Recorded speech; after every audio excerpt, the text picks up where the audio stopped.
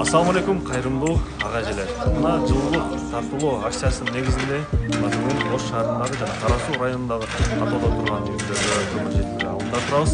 Эми билесиздерби, көмүр бир гана үйдө эмес, көңүлүн да жылытат. Ал эми буга ортоктош болгон демөөрчүлүк кылган ага эжелерге баарыңыздарга терең ыраазычылык билдиребиз. Дайым кайрымдуулукта жашап жүрөлү.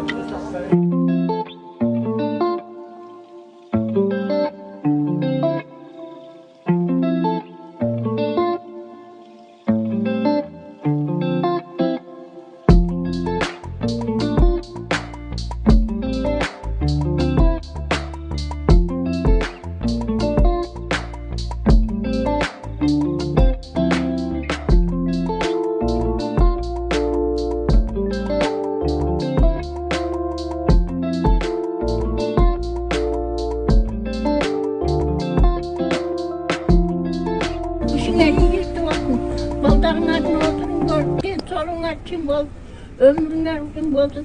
Şunda iş tutup duruverdiler.